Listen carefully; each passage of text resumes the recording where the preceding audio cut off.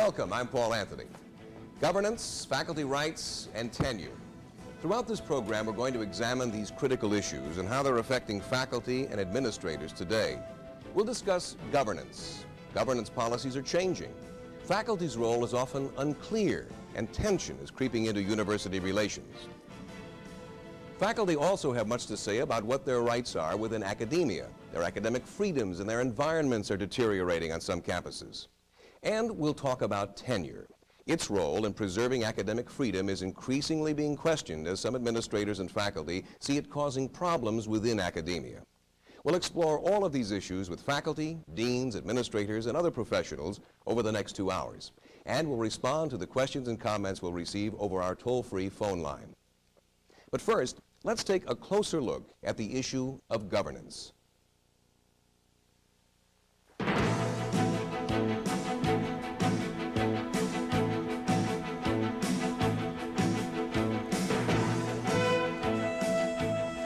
Running today's universities has evolved into a delicate balancing act, one in which faculty and administrators often find themselves on opposite sides of issues.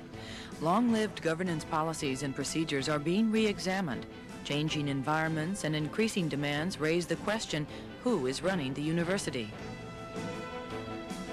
Faculty search for ways to be heard by what they often consider to be an autocratic leadership, sometimes deciding to take their grievances and the university to court, or to engage in collective bargaining to solve salary and tenure disputes with administrators.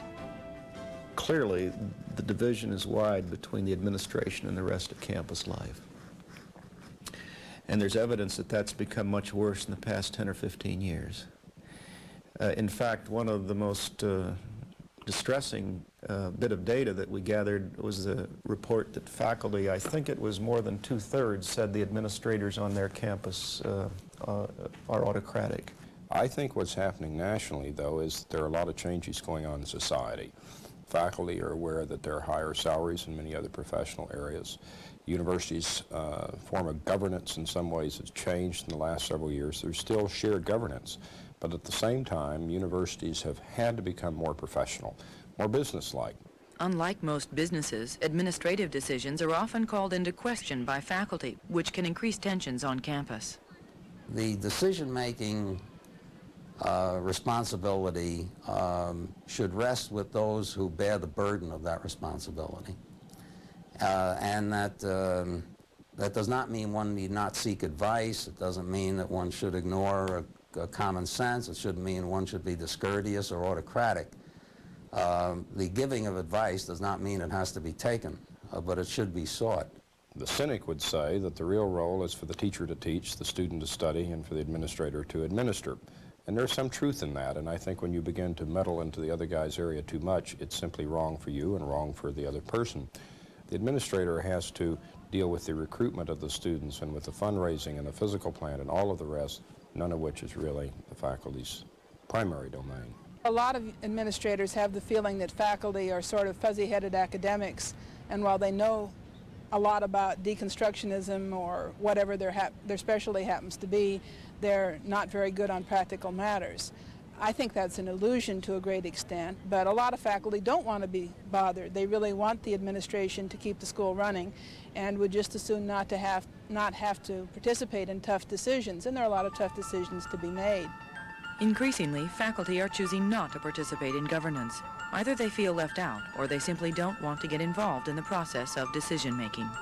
I think that often leads to tension on a campus between the faculty and the administration is lack of proper communications. The values and the desires, the goals of the administrators and the faculty are often really quite congruent. But the problem is that the faculty see the situation from their perspective, and after all, I was a faculty member for a long time, still am, and professors tend to see the issue in their department from their perspective. The administrator, by definition, must see it in a broader, general perspective. The faculty are only left out when they want to be left out if the institution allows them to participate. And if they don't want to participate in fulfilling the mission of the university or college, then they can be easily left out. I was the dean of a school of education. In some ways, I think there's probably a lot of power. And in other ways, I think you feel there's no power at all. You do have power, like a student may have a request and you do have power to honor that request, not to honor it. A faculty member may make a request about course schedules, new courses to teach. You have a lot of power in some ways in meeting those requests. In other ways, you make a recommendation and you're just one of a long line of recommenders, and a decision is made far above you in the chain of university command. Even when faculty want to be involved, there's rarely incentive for them to take part in governance. Their advice isn't always taken, and service to the institution doesn't weigh as heavily in faculty review as it once did. Administrators are challenged to create incentives that will re-involve faculty in the campus community. What I try to do is to see, where are the incentives out of whack?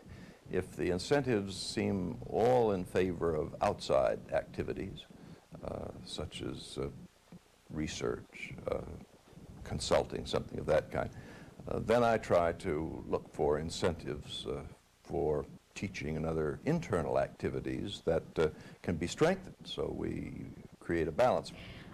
The bread and butter of the university is what happens in the classroom and what may or may not be good for students. When you're a faculty member working closely with students, I think you bring firsthand knowledge of that situation. Also, the collective intelligence of the faculty. The potential synergy is amazing. If you could really capitalize on that, I think universities could truly be powerful institutions. University administrators are always being told what to do by students, by faculty, by neighbors, by politicians, by board members. I always tell as many people who listen to me, and I'm not ashamed to say there is no more difficult job of administration than that of a university.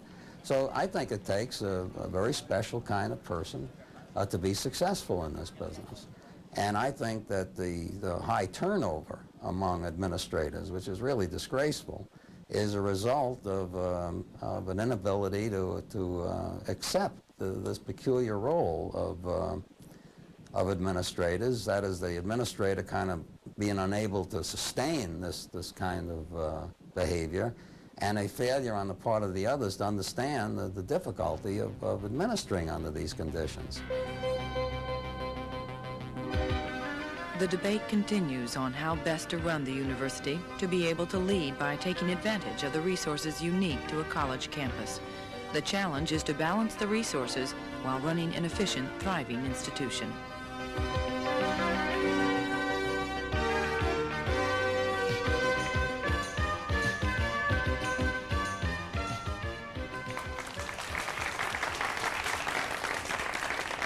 Before we begin our discussion, I'd like to introduce our guests.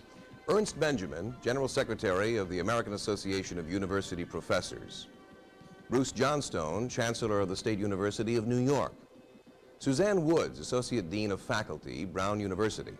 And George Johnson, President, George Mason University. Mr. Benjamin, who's just flown in from Sweden, you know what time zone you're in? I'm trying. Are faculty feeling alienated from the governing process? Yes, I think they are to a great extent, in part for reasons that weren't mentioned in that run-through. There's been a general speed-up in what's required of faculty, both in terms of teaching and in terms of research. Since those are the first priorities, just the time demands make it difficult. Then there's the sense that the external pressures on the university are so great that the internal concerns just don't get a response. And that's why it is so important that faculty participate. It really isn't a faculty right, it's a faculty responsibility. Because if the faculty voice isn't heard against all of those externalities, then the academic side of the institution is lost. But how far should that faculty voice go in being heard? It depends on the specific issue. It goes farther in terms of curriculum than it does in terms of budget. It goes farther in terms of making a personnel decision than it does in terms of football. But even to take football, clearly we need a larger faculty voice if we're going to do something about the really embarrassing academic standards in so many athletic programs. And so even in areas that are not immediately seen as faculty responsibilities, there's a very important role for faculty to play. Dr. Johnson, you've been called an entrepreneurial president. You are in a relatively young university situation which has progressed rapidly over a relatively short period of time, and you, by necessity, need to spend a lot of time kind of beating the bushes for funds and all those other things. Do you care if there's any participation by the faculty to any great degree, or your time's taken up? Well, I care a great deal. I suspect that any university president would feel very uncomfortable if he felt that he were completely cut off from faculty advice. But I think the times themselves legislate against a really good exchange. The same circumstances that provide opportunities for enterprise on the part of the institution and its people are the same circumstances that cause great unease in university faculties. American universities, in their organization, their structure, their formats, haven't really changed very much in the last 100 years. The academic department, the semester credit hour, all came out of the factory era, artifacts of the industrial age, and been petrified. Externally, everything in our society has changed. Society's fragmented, cultural consensus has collapsed, new knowledge-driven economy has arisen. That creates a great deal of tension between the inside and the outside. The university president works the outside, wants to link that to the inside, wants to link the academy and the community. It's not easy. Should the faculty be more cognizant of these tensions if they aren't already, and allow you to do that, allow you to take care of those things? I think they have to be. They have to be knowledgeable, they have to be involved, they have to participate, and yet there are many demands made on their time, and it's difficult really to learn the facts of a new environment and adjust to new circumstances. Okay. Dr. Johnstone, you are the head of a huge system. Do you have the time to care about faculty concerns, or should they just stick to teaching? I think I give the same answer about as President Johnson did, that I have to be concerned as a system head. My major concern is seeing that the campuses are healthy. And most of what is faculty governance takes place, in fact, on individual campuses, of which we have some 64 in the system. But having said that, there still is a major role for faculty voice to be heard in system-wide issues. And I think that we'd have to invent that if it didn't exist already. It's a forum, it's a source of advice, it's a context for me and my colleagues to try out new ideas and to hear things out there we wouldn't catch otherwise. So we have to have it. In looking at your CV, Dr. Woods, and as your role as the Associate Dean of Faculty, you seem to have a tremendous impact in your purview at Brown University. I mean, you are very much involved, it seems, in the administrative process. Am I incorrect? That's correct. Brown has a tradition in its academic administration of rotating faculty members, full professors who have achieved a certain amount of stature in the eyes of their colleagues into the academic administration, and then sometimes after we're thoroughly exhausted, we like to rotate out again. Sometimes we go on and do further academic administration. That's part of the community culture at Brown. But even so, there are tremendous difficulties. As soon as you become an administrator, the day after, you are they. You can have coffee with your same colleagues, in my case from the English department, and you can hear them suddenly tapering off a volatile discussion that they had started a minute ago. And you're the same person you were yesterday with mostly the same opinions. But it is true that while I still very strongly believe that in a major sense, faculty is the university, the faculty has the curricular and the academic responsibility. The administrators, wherever they come from, for the duration, have fiscal and legal responsibilities that it is very difficult to persuade faculty have to belong where they are, at the responsible source, the administrative source. Do faculty have the expertise to become involved in the governing process, outside of curriculum review and the normal things that faculty would be involved in? They can be trained. One of the things we do at Brown, and I've not seen done as adequately in other institutions with which I've been associated, is involve faculty members in faculty administrative and sometimes student committees.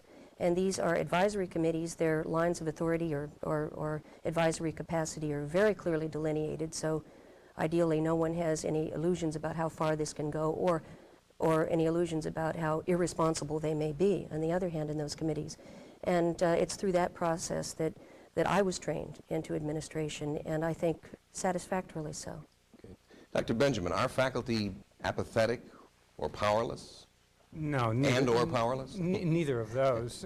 First of all, most people, most of the time, don't want to be involved in politics or politicking, and that includes faculty members who didn't become faculty members in order to engage in politics. They did it in order to engage in teaching and research. So it's not a sign of apathy if they want to carry out their professional activities. It's more a question of whether they do think that when they participate in governance activity, they're listened to and there's a reasonable degree of responsiveness to them. I was struck by the fact that I served for many years on a Faculty Senate Executive Committee, and then I served for a couple of years as a dean on a Council of Deans. As a collegial body, the Faculty Senate Executive Committee was much more active than the Council of Deans, because every dean is simply fighting for the turf of their particular unit, whereas the faculty members in that small group of colleagues in the Faculty Senate really had a concern for the university as a whole. Yet over and over, one hears the reverse, that the faculty only think of the departments and the administrators think of the whole. A lot has to do with what role you're playing, what time you're playing it. But faculty members who serve on those committees, who get the information, they learn, they understand the externalities, they're responsive. Okay. Dr. Johnstone, or I should say Johnson, can you be a traditional president, an entrepreneurial president, and also be act as in shared governance with your group as well? Well, I'd hope so, but it's not easy, frankly. The pull between those two constituencies is, I think, very often an extreme one. And just insofar as faculty are justifiably anxious about their circumstance, that simply makes it more difficult. I think we need new forms. I'm concerned really about the substance of faculty participation, and I'm not sure that the conventional faculty senate is any longer an adequate vehicle. What are the new forms? What well, I think we have to invent them. I think we have to invent them. I think we have to bring people together somewhat in the format that Dr. Benjamin was referring to, that cuts across disciplines, cuts across departments, and bonds people in really new settings, whether it be undertaking major educational reforms, developing entirely new programs. I think people bond in circumstances of some adversity. And I think that's really, we have to put the community back together again. But wouldn't you, those issues you just brought up there, wouldn't they be more, I mean, they would logically seem to be faculty issues you're dealing with there. Exactly. But how would you, I mean, where does the tug of war come in? I mean, well, wouldn't they be just let you handle the administrative parts? Faculty governance is in many ways hamstrung by faculty bureaucracy. We usually identify bureaucracy with the administration, but really the faculty bureaucracy is probably much the more powerful and much the more constraining. And we need to find vehicles that cut across that bureaucracy. Okay. We have a question from anybody in the audience here. Fess up now. Don't. Nobody. Well, we also would encourage those people who are out in our 60 sites or so to call in, and you'll see the number on the screen, and call in and give your questions to us so we can have our panel members ask them, so we can have a little kind of a round robin here. Everybody's kind of mute at the moment, but it is early in the morning here, isn't it? In some places in I California. have a question for my colleagues. All right, since fine, we're here. Suzanne, go ahead. I think this issue of how we are going to involve faculty in governance is crucial, as we've all been saying. What do you see as the role of the department chair? It seems to me that if we are going to do something creative that really gets faculty feeling responsible about the entire institution, and at the same time continuing to be responsible for their areas of academic expertise, the department chair has got to play a crucial function. And of course, in some institutions he or she does. In others, it seems to me, there's much less serious involvement with the academic issues of the entire university by the department chairs. I find that odd, because my own sense would be that the chairs, like the deans, have so much fiscal responsibility for their own unit and so much need to represent their unit that it's more effective to have the curriculum committees, the planning committees, be cross-cutting faculty committees that are not so strongly identified with particular departments. So I think I would look more toward a process, which I still see as a faculty senate and its various committees, but one that drew faculty members out of the departments and didn't just rely on chairs. Just as universities in the last 20 years, along with most of the institutions of our society, have lost certitude, they've lost some other things, it strikes me. They've lost the capacity for introspection that they once had. He used to define an intellectual as someone who could watch himself think. And there's less of that, and at the department level, there is less tolerance and more of a tendency to homogenize departments, so that there's a likeness through all the departments and not much regard for balance. What do you think about that? That's my observation. I'm not really sure of the validity of that. How's that strike you? Well, it's intriguing because, remember, there's been all this stuff about strategic planning for years now, and there you're supposed to build on strength, and so a department is encouraged to homogenize, to build on its own existing strength. I think faculty vary. Some of us love diversity and like to change what we're doing all the time, and others don't, and I think that's where you need balance between a good dean and a good faculty leadership. If a department is too ingrown, you do things about that. If, on the other hand, a department wants to develop, you encourage it. So there is a role for leadership there, working with the faculty. Does the size of the organization have anything to do with these relationships you're talking about? I mean, would it be as easily accomplishable in... Well, I think it has to. I think, without question, certain kinds of governance are harder with large size. Some kinds may be easier. I think in some respects, the intense collegiality of a very small place makes certain decision-making much, much harder. It's too much in the family, too almost incestuous, and there may be some advantage in having people with a little more anonymity that comes out of a larger university where one can address university-wide issues or civic or social issues without feeling that somehow one's colleagues' fortunes are at stake in every kind of an issue. With all of these demands that are put on the faculty now in terms of research and papers and all that other stuff, do they really have time? I mean, the bulk of them. There are always going to be those, of course, who want to get involved and actively moving. Have you found that you have still a significant voice out there? I'd address it with a question, again, to colleagues, in part about the necessity for volunteerism in faculty governance. I think part of what makes faculty governance special is that it comes from the faculty by some process of election. But in fact, where it often breaks down a bit is that many faculty, as Dr. Benjamin is saying, have other things in their minds, as properly they should. They're teaching their research. And often those whom we, in some respects, would like most to step forward don't choose to do that. From the administration side, we often like to pull out from the ranks of our faculty colleagues certain people to participate in things and get advice from them, turn to them for thoughts and help and such, which is often seen as useful by us, as seen as almost illegitimate from time to time because it has they're self-selected. And I think there is a tension here between the degree to which we can rely upon either a representative or a sufficiently broadly gauged group to come forward and want to take on the chore of faculty governance. George and my desire to reach in and ask X, Y, or Z for help because we know X, Y, Z can give it, and the faculty's desire often to have a kind of protection of their own people. And again, the solution is sort of a benign ambiguity. One has to balance those. We have a call from Miami-Dade for you, Dr. Benjamin. Surely. Go ahead, caller. Hello. Ernie, this is Joan Humphreys from Miami-Dade Community College. In terms of rank, could you give us the 3 most important areas of collegiate life where faculty should be deeply involved? That puts you on the spot.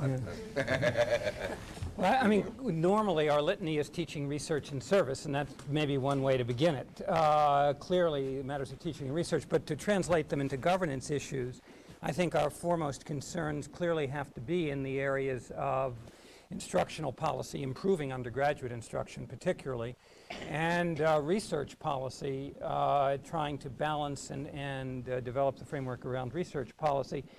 When it comes to the third one, right now I would say our biggest problem is probably this whole new set of problems around campus disorders and campus conflicts, which are very worrying.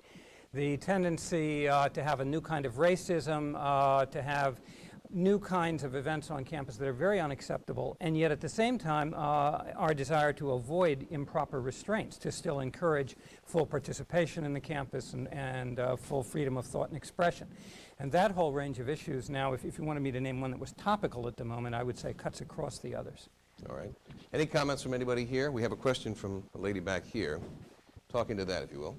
Thank you. Iris Malotsky, the American Association of University Professors. The question that I wanted to ask our panelists to comment on are the studies that have been shown recently showing that faculty members at private institutions that have been engaged in governance are really much more satisfied and fulfilled in their jobs. And in fact, isn't it therefore incumbent upon you perhaps to encourage more involvement in governance by faculty members? I don't think you get any argument from any of our panelists then. You're absolutely right. People who feel a commitment to the institution and who feel that they're participating in it obviously feel better about themselves and about their work. And that's one of the problems I think we have to confront. There is a serious outreach problem, though. One of the things that struck me after about 6 months in the job is how differently faculty members as a whole tend to work from administrators as a whole. Administrators work in a hierarchical environment. They're used to working in teams. They're used to committees. Faculty members as a whole, with some notable exceptions in the group techniques of science, work alone and when they do their research, when they do what they consider their heaviest research, when they develop their classes. To bridge that gap, that stylistic gap, is extremely difficult. And I think it's incumbent upon administrators to make clear to faculty members that the administration really does want their personal expertise, to draw them in individually for what they have to offer, and then, insofar as it's appropriate, show them the techniques of teamwork, the problems of hierarchical responsibility that governance faces. But it isn't just expertise, and this is sort of where I was beginning. Faculty have a role in governance because of their expertise. But they also have a larger role in governance because they really are committed to the academic values, even out of pure self-interest. It's simply in the interest of the faculty members to strengthen the academic side of the institution. And where I think the problem exists that you all keep coming back to is that it isn't enough for the faculty member to be the best physicist or the best chemist. They also have to be sensitive to overall faculty concerns, responsive to the feeling faculty members have that the academic life is being eroded. And so if you get faculty members who are so successful as individuals that they don't kind of notice the decline in standards for everyone else, then the others don't see them as representative. And indeed, they aren't representing some very basic priorities we all have at a time when the externalities are taking over. Can the university administration take the time that's necessary, even working with intelligent people, to integrate them into this administratively bureaucratic hierarchical system you're talking about? Well, that's really two questions. Can the administration take the time to integrate the faculty into governance? It has to. It seems to me that if we're going to have a viable, collegial sense of academic mission for the 21st century, we've got to have that. Do we need to turn faculty into people with a hierarchical frame of mind if they don't already have it? I don't think that's necessary. But I think it is necessary for each of us to learn to work with other people and to recognize where the buck stops, recognize who has responsibility for what. There's an awful lot, I've done it myself, there's an awful lot of faculty posturing in faculty meetings, of making little speeches about the future of education, and I think that's good, I think that's important. But faculty who are involved in governance have to understand that they have to deal with limited resources, they have to make hard decisions about the academic directions of the institution, and that's a different game. So they have to give up something too. I mean, they want to be a part of it. They have to come in, as you pointed out, I forget who now, said that you have to come in with some kind of commitment to want to be a part of that thing. That's what you said, Dr. Johnson. I think you have to have an administration that wants faculty governance to work, or it won't. I think it doesn't all by itself. Something else will happen all by itself: contentiousness, unhappiness, organizing, unionization, militancy, whatever will happen all by itself. But for faculty governance to be effective, I think it takes the administration to understand it, to believe in it in their guts, to be able to stand before a faculty meeting where there is lots of posturing, lots of theater, realize that fundamentally it's still something very important going on, and not get cynical, not get cryptic with it, but believe there's something valuable happening. And that's sort of fragile. And there are a lot of administrators, I think, who do like to think the whole life would be easier if this would all go away, and maybe if I don't listen to it, it will go away. Okay, we have a phone call from Chicago, Illinois. Go ahead, Chicago. Hello? Yes, go ahead. Turn your radio down. Dr. F.J. Smith from Chicago, Kennedy King College speaking. I'm music editor of Gordon and Breach Science Publishers. I have my PhD from the University of Freiburg in Western Germany. And I wondered, since coming back to the United States, why there is this dichotomy between administration and faculty. I was used to faculty being the administration in Germany, and they hired people to do the accounting and to take care of the plant and so forth. I mean, they didn't suddenly become administrators and an administrational caste because they were able to count and add. So that the control of the faculty, of the university rather, is in the hands of, right now, of faculty and even graduate students. Although the American influence there has begun to force some sort of American-style administration on them. There are a couple of other small side questions that go with this, and then you have a question, sir? You have a statement, but can you get to the question? Is there a question? Yes, the question is our problem not the caste system which separates administration from teaching and working faculty? Okay. Well, let me try it. There's the history of our having a highly differentiated administration, I think, is the history of our having lay boards and having a system of universities and colleges responsible to the larger society. The positive side of that is that it's a very democratic system. It's part of the increased access and the growth of our universities that we have those outside obligations. But it's also then a problem if, in the course of that, you lose the faculty role. Okay. We have a question in the audience here. About one comment of the president from George Mason University. I know you're talking on your feet and you don't have notes, but I wouldn't discount too quickly the faculty senate. We need institutions on the academic scene, and that's the big faculty one for so much work. And you say, well, we'll invent them, but invention takes time.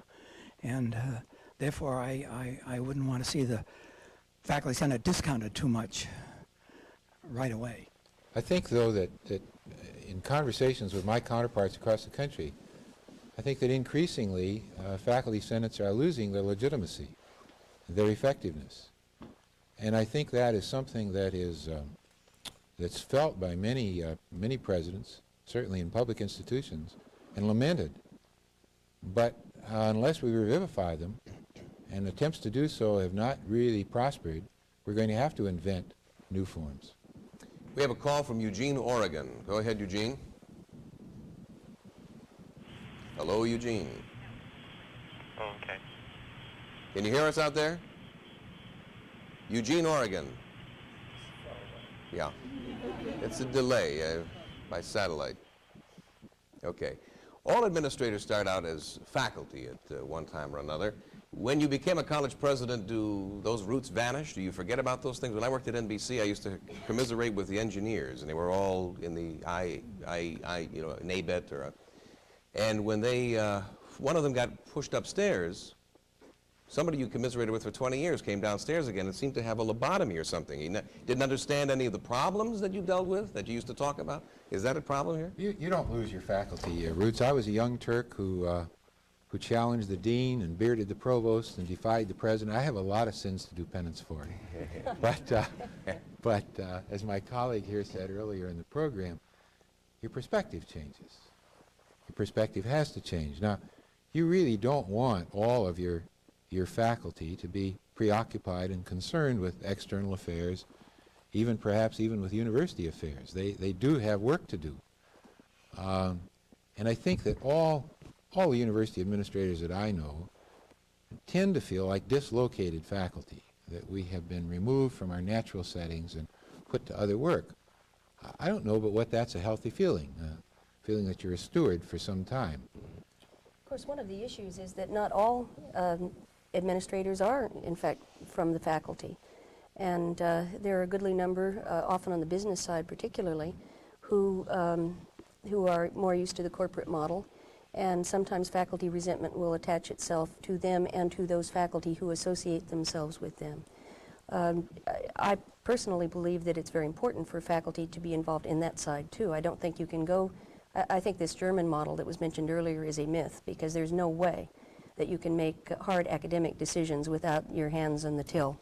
I mean, you have to know where the money goes and where you allocate those resources. All right. We touched upon this a little bit earlier, but what are some innovative ways, if you forget about whether they'll work or not, if you had some ideas that you said, you know, I've thought about this, I think this might work, to bring the faculty and the administration closer together, what would they be? Certainly you have one, Dr. Bennett. No, absolutely not, because I think it's the wrong question. Clearly, what we've been saying all along is faculty senates do work. There is a long history of systems that work. What happens is that when people don't like the outcome, they want to change the system. Now, democracy, it's often said, is a terrible system. It's just better than any other. And I think that that's true of faculty governance as it now stands. It has its problems. But the people who speak of innovation have yet to offer any alternative. They certainly don't want collective bargaining, or I strongly suspect that's not the alternative they want to discuss. And beyond that, it seems to me faculty governance is in fact a model for other industries. What's happening now in industry is precisely that the workers are being drawn into participatory models, not unlike the governance model we already have in the university. All right. I'd agree with Ernst. I don't think it's as ill as maybe inferred by some from things here. I think looking for a structural solution is often a mistake. And looking even for a structure to be governance is a mistake. A lot of governance, faculty influence takes place. For example, membership.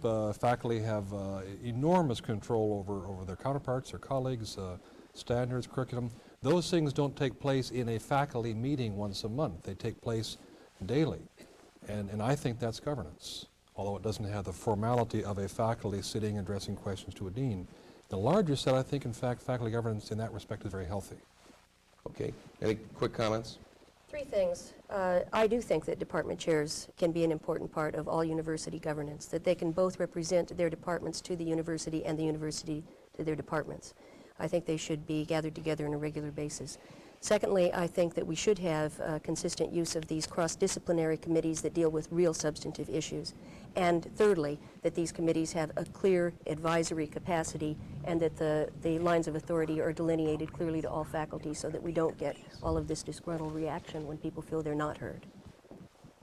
I simply disagree. I think that the conventional forms of faculty governance have failed us.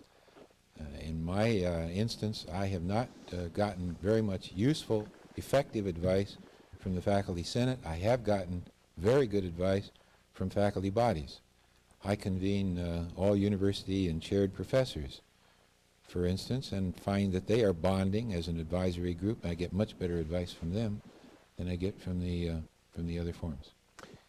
Thank you very much. We're out of time for this segment. I want to thank all of you for being here, and you were very terse and pithy, as we pointed out earlier on. Thanks very much.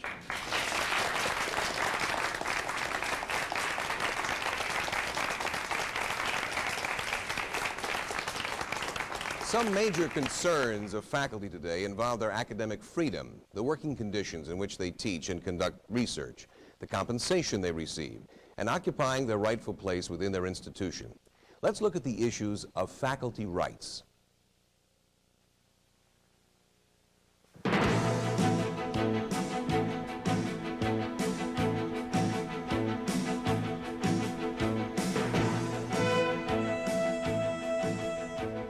The rights and rewards of faculty at colleges and universities, their academic freedoms, compensation, and environment have long been the cornerstone of academic life.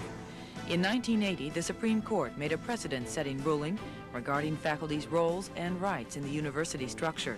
The court ruled that faculty were indeed part of the managerial structure of the university and not entitled to employee status under the National Labor Relations Act. The case pitted the National Labor Relations Board against Yeshiva University in New York, but its impact reached colleges and universities throughout the country. I think the Yeshiva decision was legally prudent. I'm not an attorney, but as a layperson reading it, it certainly made sense. And I think you could define faculty as having their managerial role. After all, here at my university, it's the faculty who set what the curricula are in their units and across the university. It's the faculty who define everything from what book is read in the classroom to what the admission standards are, to what the exit standards are. They set policy all over the place. But not all faculty agreed with the decision.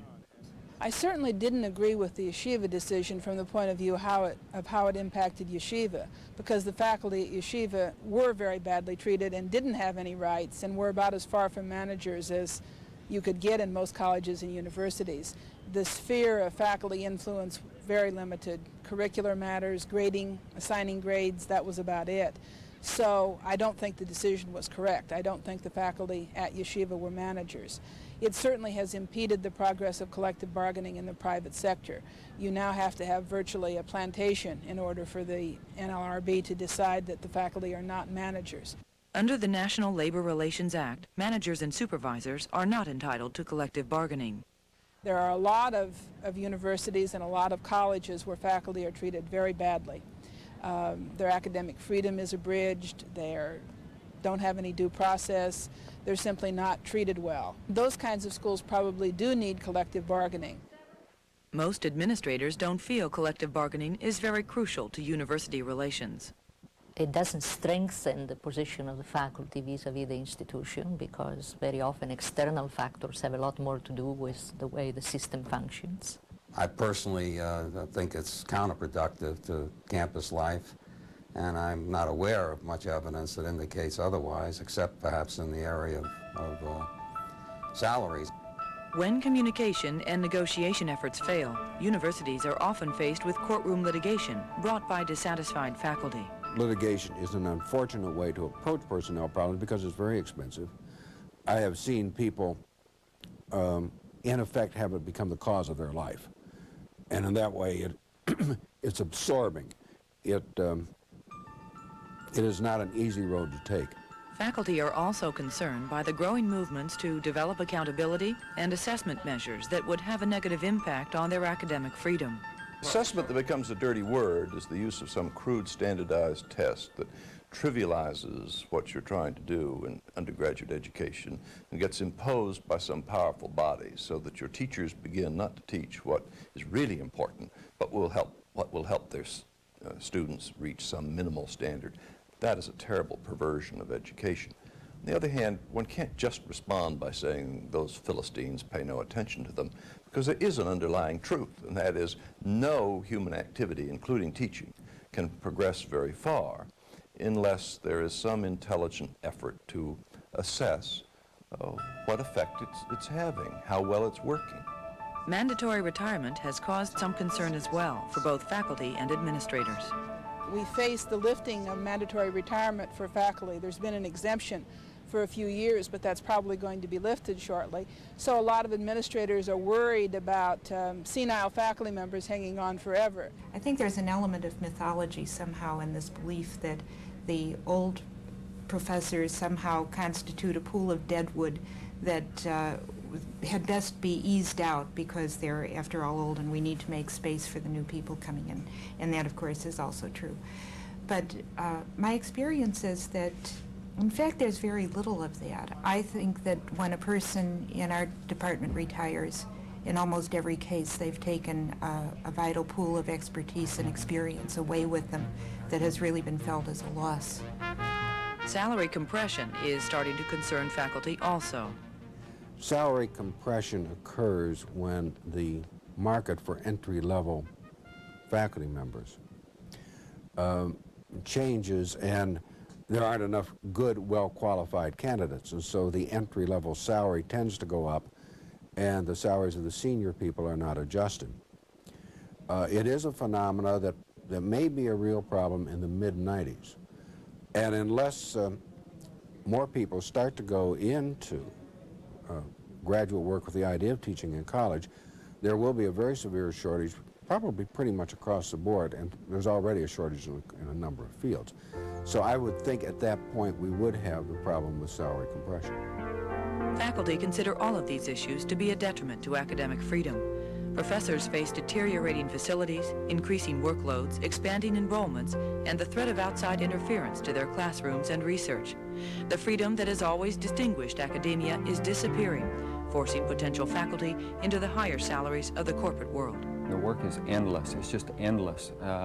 If you take teaching seriously, if you take research seriously, and if you are trying to really help build your institution, you've really taken on 3 full-time jobs, and you don't have any time for anything else.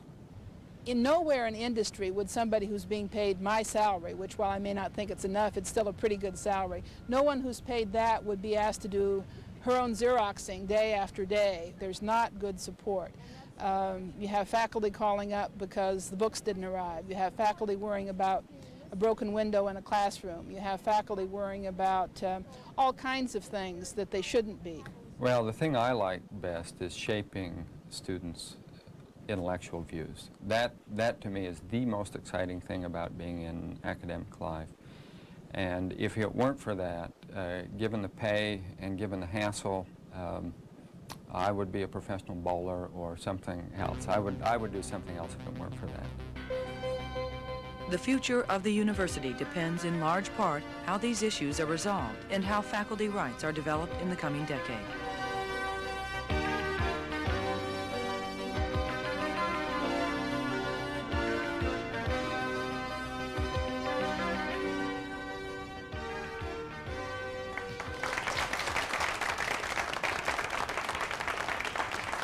Joining us now, and I can assure you none of them are professional bowlers, our guests Martha Basic, President, Chicago Citywide College; Gerald Bodner, attorney for Yeshiva University; Matt Finken, law professor at the University of Illinois and former AAUP attorney; and Joel Douglas, director of the National Center for the Study of Collective Bargaining in Higher Education and the Professions. Mr. Finken, if I'm professor at Martha Basic's college and feel the administrators have treated me unfairly and have not answered my grievances, what are my chances of winning in the light of the yeshiva decision? Well, hers is a public institution covered by Illinois law, my new home, and it's an institution that's represented by a collective bargaining agent. So your chances of getting your grievance heard, I haven't looked at their contract, but your chances of getting your grievance heard at that place should be pretty good. That's indeed true. We do have a grievance procedure, step 1, step 2, and step 3, so they can hear their grievances. Are faculty always the underdog in these situations? I don't believe that they are or should feel that way. But again, as we had some discussions with some of my colleagues earlier, I think faculty often have felt that they're not heard and they're not listened to, and I think the environment often makes them feel like they're underdogs and unappreciated, and it's unnecessarily an adversarial environment, because then administration takes the other side of the issue and says, well, you have your unioning rights, therefore you're at one level, and we're going to protect our rights, which are not covered by the contract. I think that's an unhealthy situation, but it exists. Should I have to sue you, though, to protect my academic freedom? I wouldn't think so.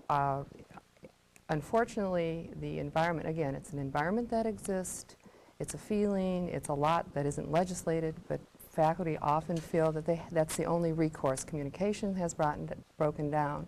My own feeling is that it's necessary before any kind of grievance procedure is filed that faculty come and talk with the administration to try to resolve it. That often does not happen in an environment which is heavily unionized, and it's unfortunate. And we need to continuously strive to ensure that faculty and administration are talking. It's a very difficult situation, a very difficult environment. Yes. I certainly hope that universities aren't looked at in adversarial situations.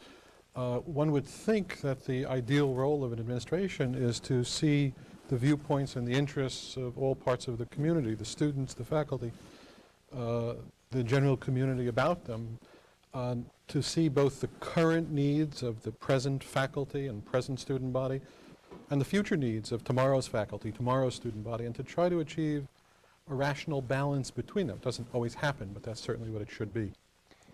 Joel Douglas, how should faculty respond collectively rather than individuals? Well, they are responding collectively. We've reached the point now where roughly 30% of the nation's professors are unionized. 2/3 of the institutions, public, are unionized. And to respond collectively is a matter of their free choice, Paul. They have chosen to move into a unionized model. And I think Mr. Bodner's point, they shouldn't be adversarial. I think he's dead wrong. It is an adversarial relationship. And unfortunately... You mean the basic structure of the thing? Labor relations in academic communities is adversarial. We'd like to see it as a win-win, but it's not a win-win. It's a win-lose, and with all respect to Chicago, they've had troubles, they've had strikes, and it's been an interesting process. Philosophically, is collective bargaining demeaning to the teaching profession? Should we have to bother about that? Shouldn't we be in the stacks doing research or something? Well, there are certain unique features about academics that I would hope they would want to preserve. One is that these are individuals that have a unique say in the governance of their enterprise. It does not exist elsewhere within the world, the employer-employee relationships of any other types of entities. These are individuals who have an effective say in the personnel decisions, the working conditions of their colleagues. That's just not true of anyone else. I don't care how high a level of engineer one would go to in some aerodynamic enterprise, one doesn't find that engineer has a role in deciding on the status, the rank, the tenure, which is essentially the lifelong contract of their colleagues. These are unique features. I think collective bargaining is a leveling device. It really puts everybody at the same mode and says, treat us all the same. I certainly hope that doesn't happen in academia. I hope it isn't necessary. And that's your reasoning for the managerial moniker, I mean, putting them up into the management, because they're able to do those things. Well, those were essential parts of the Supreme Court's reasoning and the reasoning we urged upon the courts. Another element, of course, was the academics' role in academic decision-making and setting of curriculum and grading and related matters. So I think all three of them are part of the reasons that the courts and the board now has acted the way it has. I just couldn't disagree more. And if there were any institution to which the yeshiva decision did not itself apply, it would be yeshiva itself, which has been censured by the AAUP for not having, in part, the very mechanisms that my friend Jerry talks about. What's different about a professor, it seems to me, is not that they have an effective say over aspects that in industry might be considered managerial. I think that's characteristic of many professional employees. What is different about professors is academic freedom, is that you cannot be regulated or sanctioned if one has adhered to canons of professional performance. An employer may tell an employee what to do. A president has no right to tell a professor how to teach or what to teach, so long as the professor is within the parameters of respectable professional behavior. That's what's different. And it seems to me that what's characteristic of the universe of institutions that have resorted to collective bargaining is that they feel threatened in the possession of those freedoms. Whether the device they've chosen should be available or will be helpful to them, well, has been debated in the lead-in to this show. But it's almost, I would say, an institution that has resorted to collective bargaining is almost by definition an institution whose faculty perceives itself as threatened and in trouble. It's kind of being destitute there, and they need some kind of means to get back up above water. Yeah, but the strange part, your question is collective bargaining demeaning. Right. That's a perception. I don't find collective bargaining demeaning. I'm asking you to comment on it. So. No, yeah. I mean, it's for many it may be demeaning, but you have to ask those people. The point is that now in higher education, we are examining an institution's structure, organization, not by academic standards, by legal standards. The National Labor Relations Board will now pass and say this university is mature. It's not mature. They have an effective Senate. They don't have an effective Senate. The record at Yeshiva was the faulty record. I think Mr. Bodner, realizes that. And yet that one case, by a vote of 5-4, and if you read the decision, Justice Powell said it referred to one college only. My college has now tracked nearly 70 institutions where Yeshiva has been implemented. And it has ended, really, any organizing for any private colleges. What about Dr. Berenson's observation that in the little piece we saw that there should be remedies within the law as it exists for those kinds of grievances which faculty is... There are remedies within the law. That collective bargaining is not necessary, therefore. Well, because the law might protect you, it should not, at the same time, inhibit you from organizing collectively. See, what Yeshiva has said, in essence, even if you wish to bargain collectively, you can't. You can't even vote, Paul. You can't even reach that level. And I find that a little bit unique in the American model. I ask those people who are at our many sites around the country to go to your phones if you have questions for our panel here, and call right now on the toll-free number, and we'll get you on the air in just a couple of moments. It seems many problems on campus are due to deteriorating facilities, cramped office space, lack of support staff for professors, as was pointed out in the piece. What's being done to address these issues? They seem very basic and very remedial, I guess, what it calls them. Able to be remedied is what I'm trying to say. Well, I'm not sure if they're as easily remedied as you might imply. Facilities, equipment, supplies, and that are becoming increasingly expensive as technologies grow. In other words, a lot of I'm speaking from a two-year community college perspective, of course, where we're heavily reliant on technologies to provide instruction. Therefore, basically, the strategic planning becomes essential, resource plan and allocation. A good idea or concept of where we are going with respect to our resources is really, I think, what's necessary to correct the problems of deteriorating facilities and equipment. We have to, I think one of the problems that faculty need to realize, and again, I have an excellent faculty, so I want that, and I do believe that collective bargaining can be dealt with in a positive fashion if lines of communications are kept open. I want that to be clear. But I think faculties have also to realize that this is a changing world, and even in the most hallowed halls of the academia, such as the universities, the outside world does have a tremendous impact, and I believe we're going to have to look for new relationships as how the universities and the higher education have to relate to business, industry, and to seek out new ways of shared facilities, shared resources, because I don't think we can afford what is going to be demanded in terms of equipment and facilities on the institutions in the future. It would just be prohibitive. So the things that the faculty are arguing about are really kind of prehistoric by today's standards. I wouldn't say our faculty are prehistoric. Not the faculty. No. Please, I know there are people in Chicago listening and know our faculty are not prehistoric. I believe that we have not emphasized, we've allowed our faculties, we haven't encouraged our faculties to get out. Many faculties have gone out into the real world, and they know what's out there, and they have made it a part of their professional duties to keep up to date. I'm not sure if all of our faculties, again, I was in a private institution for a long time, I'm not sure if there was as much contact with the real world, and they were trying to use the halls of ivy which surrounded them as a protection from the real world.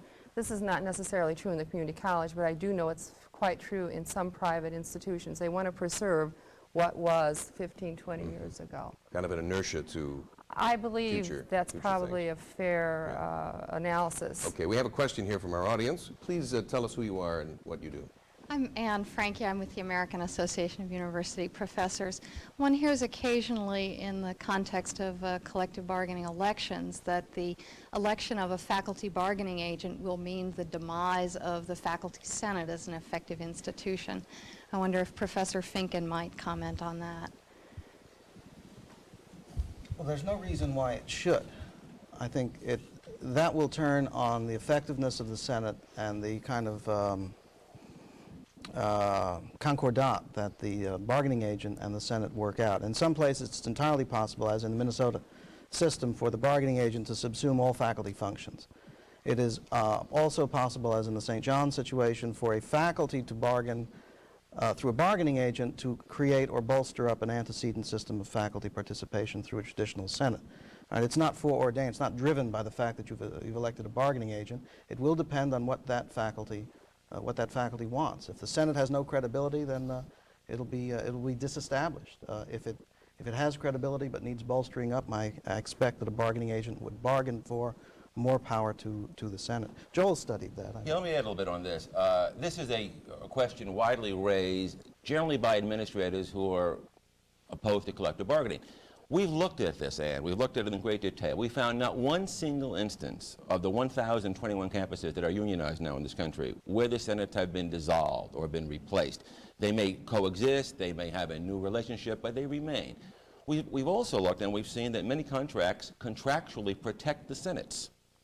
We've also found legislation in California where a collective negotiation statute protects the Senate. And we have found, to our surprise, on unionized campuses, there was more faculty participation in governance because of unionization than existed previously in the Senates. Okay. There's an inevitable conflict between the Senate's role and a collective bargaining agent's role. Either the faculty is going to join with other elements of the university community to express their views through a Senate, or they're going to choose to express it to the exclusion of a Senate through a bargaining agent. I'm not saying that a Senate won't continue to exist on paper, but its essential role is going to be totally undermined unless collective bargaining is a sham. One of the two are going to end up being a sham. Before we get to another question from our audience, we have a phone question from Richmond, Virginia. Go ahead, Richmond. Yes. My question I have at Virginia Commonwealth University in Richmond, this is Dr. Calvin Jameson, and we have an audience here who's interested in knowing, from the legal viewpoint, what are the key characteristics that make university faculty part of management and thus not eligible for union representation? Yeah, so the Shiva decision in 30 seconds. Didn't you argue on each side of the table? Earl, we've argued for years. Yeah, I know. And they're sitting next to one another. Imagine this position. What the court said, in effect, was this. If you look at industry, what distinguishes management from labor? Management makes certain kinds of, quote, managerial decisions. They decide the raw materials. They decide the product that's going to be produced. They're going to decide how to produce it. Persons who do that kind of thing are management. And they're not employees, and they don't have the protections of the Labor Act. Now let's translate the industrial model into the academic setting. What do faculties do? Well, they decide admission standards. That's raw materials. They decide the curriculum. That's the manufacturing process. They decide degree requirements and standards. That's the product that's going to be produced. Therefore, it follows as a tight syllogism that to the extent the industrial model applies, those persons are, quote, management. The only problem with the decision is the industrial model doesn't apply. Management, the whole theory is predicated on the assumption that persons are accountable to a hierarchy. You function on behalf of management. If the director of marketing makes a proposal for the kind of product we're going to market, and he has a falling out with the CEO can fire him. Right? You're not on the team. You're not a team player. You're not part of management. You're not with us. If a faculty member says we oughtn't emphasize one area as opposed to another, you can't fire a faculty member for that. That's academic freedom. You're not accountable. It's that perception that I regret to say 5 members of the court failed to see. And it's those aspects of the life of an institution that the agencies will look at in deciding, as Joel said, how much power do you have? How much influence do you have? And if it is, quote, enough, and we don't care how you use it or where it came from, then you're management and you're not employees and you can't engage in collective bargaining. These were issues that were looked at, in fact, by the Supreme Court. The NLRB and Matt, among others, argued that the faculty was not acting in the interest of the employer. But that really raises the whole issue of the faculty's role in governance. Because if the faculty, as the court realized, themselves play a significant role in the governance of the institution, they are really determining the interests of the employer. The interests of the employer and the interests of the faculty really coexist. They indeed are somewhat jointly determined. So I think the court properly put down that theory. Now, as you see the development of the yeshiva case and a number of subsequent NLRB decisions, you also see other factors that your school will be examined for if it ever gets into the context of a collective bargaining possibility. Factors that I mentioned before very briefly, such as whether the faculty play a significant role in personnel decisions of their colleagues. And what is that role? Do they have a negative veto or, in effect, a positive decree over promotion, over tenure, over sabbaticals? What is their role in the governance? Is there a Senate? Do they have a role in the Senate, et cetera? So these are all factors that will come into play. All right. We don't want to get into the nits and grits. As you said, we'll be here for an hour. There's one aspect of it that's interesting, and that is, apart from higher education, the Labor Department, in effect, has condemned the yeshiva decision. And organized labor is terribly concerned about it because we have a movement in this country to modeling our industrial relations on Japanese management. There are going to be all these cooperative, co-deterministic devices, quality of work life, the teams and the like. If all these employees will cease to enjoy the statutory protections of the Labor Act, if because you recommend quality control standards and yeshiva would apply and therefore you're a managerial employee, we would eviscerate the application of the Labor Act to any company that's managed in that way. Okay. We have another call from Greensboro, North Carolina. Go ahead, Greensboro. Hello. This is from Dr. David Prado. Are the legal remedies increasingly sought by faculties, the direct result of the legalisms that administrators have invented to protect themselves? Who would like to attack that? An administrator, perhaps. Would you repeat Throw her to the question? wolves, right? The question was again. Would you repeat the question? Yeah, I think I heard, but I want to make sure. Are the legal remedies increasingly sought by faculties the direct result of the legalisms that administrators have invented to protect themselves? Thank you. You know, I can't speak for every administrator at every campus.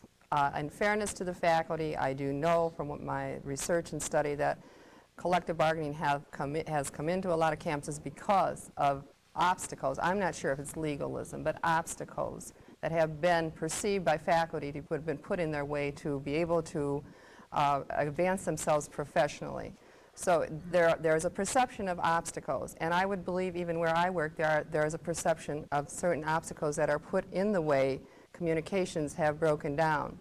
So on the side of the faculty, yes, I think they do perceive that administration, they may, say if an administrator makes a decision, and this was at a previous campus, not the one I'm at currently, at a private university, they made decisions to put all the resources of the college into the business and nursing faculty. Immediately, the faculty, which was a large liberal arts faculty, were very concerned. They were very concerned that they were no longer appreciated.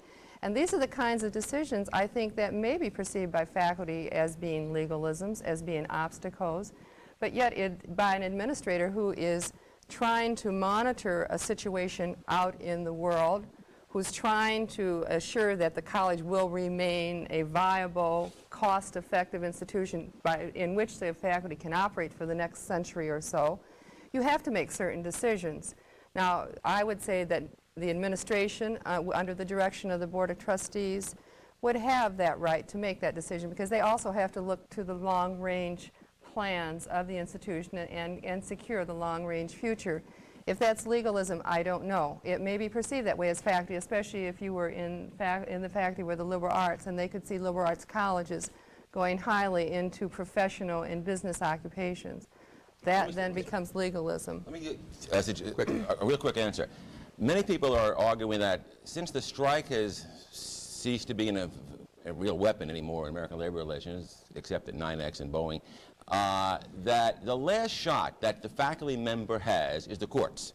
If I'm not militant, if I'm not organized, I can take you to court, I can sue you forever, and I can have a lawyer represent me. And I think that's increasingly, for instance, tenure by litigation is now a classification. I can't get regular tenure, I'll get it through the courts. I think more of this, Paul, is happening, and I think it's not a response to administration, I think it's a response to the sheer frustration. But the frustration is also when colleges change directions out of necessity because of responsiveness to the educational needs of the times. I see this all the time. I mean, our clientele, we have a different population than we had 10 or 15 years ago. The people want to learn not between September and June or May. They're people that want to learn all year long. Education goes on all year long, not just in a specific academic term. That's one issue. Another issue, you have older populations. That can be bargained, though. Can be negotiated. And it probably has to be in a collective bargaining environment. But these are the things that are perceived by administration as being responsive to the needs of the clientele, and as faculty as being disruptive, I think, to what the faculty prerogative is. Okay, we have a call from Miami, Florida. Go ahead, Miami. Hello. This is Doug Andrews from Miami-Dade Community College. My question deals with your awareness of the demotion in academic rank, and if that is existing, who should have that responsibility? Administration or faculty? Demotion, I guess. Demotion? Yes. Demotion, yes. You said demotion. If a faculty is supposed to be demoted, who has the responsibility for that? Well, the AUP's position, I would say, I would assume, is that a demotion is a sanction. It's a punishment, and therefore, and a major one. And therefore, it ought not be imposed, save for just cause and through a procedure that is procedurally rigorous. I think his question is, though, if I'm not mistaken, is should the faculty be responsible for demoting that person, or the administration be responsible for demoting that person? Well, it's a novel question. I'm not aware. I've never seen in 20-some years. Am I saying your question correctly? Yes. You know, that's what I want to know. Faculty don't become demoted. Was it happening? Was that happening around the nation? Was that happening? No, it's not happening. Administrators are demoted. and they're demoted to become members of the faculty.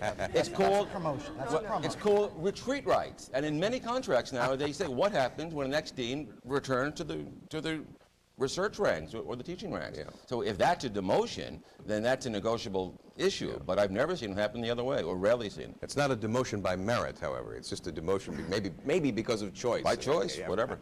Let me pick up on one thing President Basic said. Let's take a liberal arts college which sees its clientele eroding and wishes to reposition itself in nursing and business.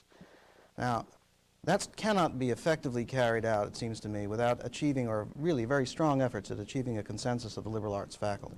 These are people who have invested their lives in the institution. They have a collective wisdom.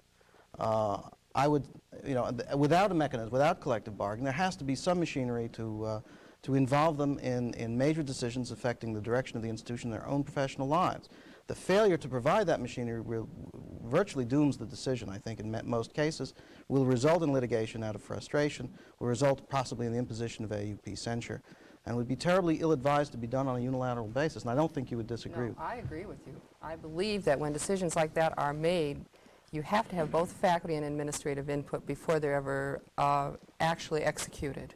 But often that doesn't occur. Oftentimes administrators will, and I think when communications break down, it's more likely to have administration responding to the needs of the clientele without adequate input from the faculty. But I think it's a dangerous thing because we have excellent faculty. Again, I think that really do have a good deal to say about the institution and should. Okay, we're going to summarize now because we have only a few more minutes left here. Are faculty rights in danger? Very straightforward question. Can we have a short comment from each of you? No, they shouldn't be. But only if faculty and administration make a strong attempt to keep lines of communication open. Okay. I think faculty rights have to be seen in the context of overall institutional rights of all parts of the institution. And in that sense, they have an interest in working together to preserve all their rights. Okay. Jerry Bodner's answer only emphasizes what I would say, and that is academic freedom, as I understand, is always threatened. From old sources, external threats, as well as new ones that we did not contemplate. And the need to maintain academic freedom is, one needs to maintain constant vigilance. All right. There's a slight danger. Academic freedom, certainly, I think Mac's point is well taken. I think tenure is being questioned again. I think the right to unionize has been threatened in many states. And I think that's an issue to watch down the road. Okay. I want to thank all of you for being with us in this panel and your salient answers. Thank you. We now turn our attention to the Academy's oldest institution, tenure. The flaws of the tenure system are causing both faculty and administrators to question its viability.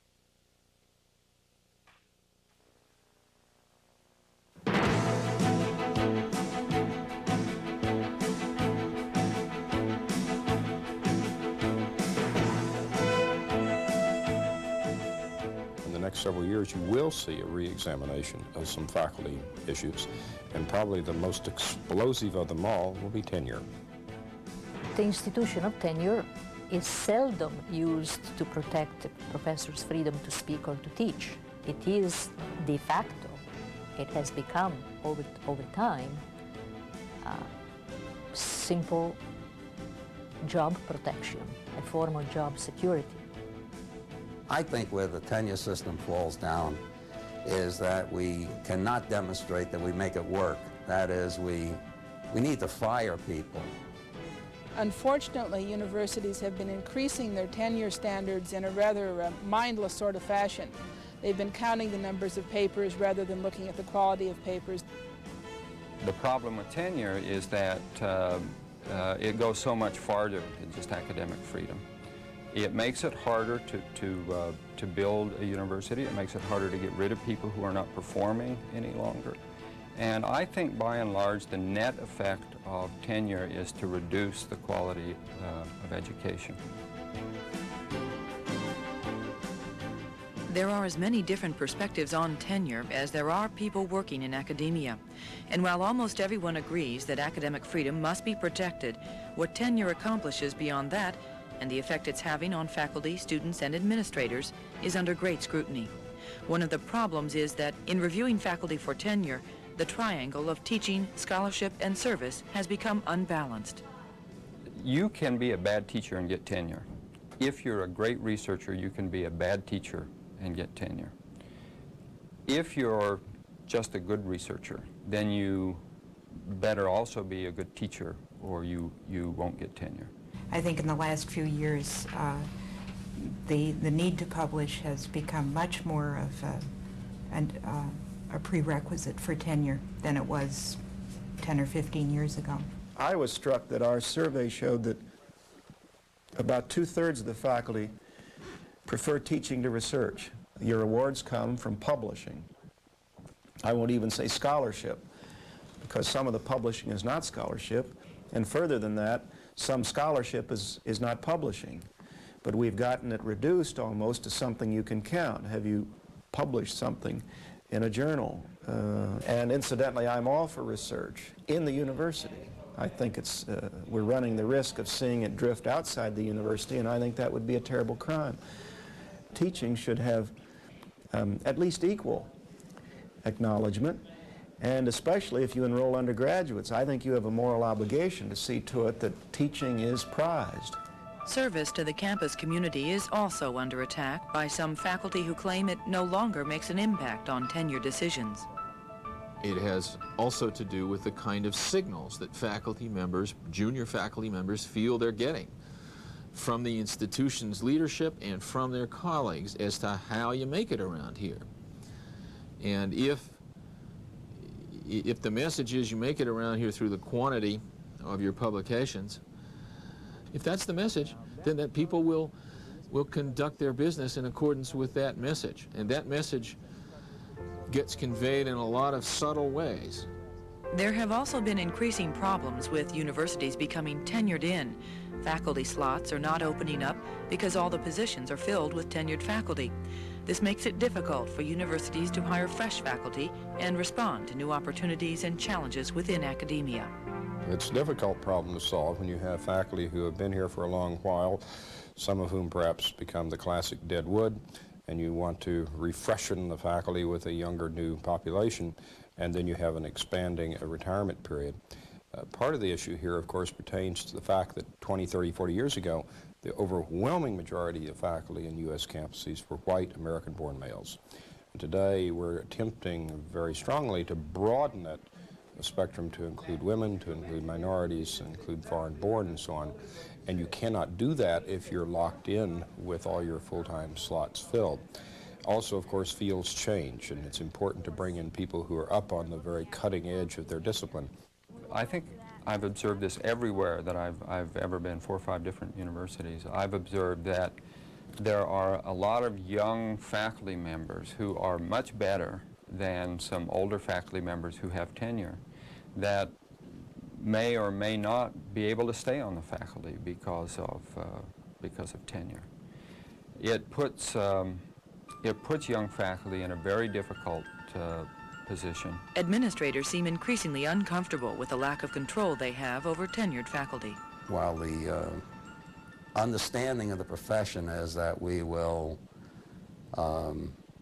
dismiss a person only if the faults are directly related to their professional performance.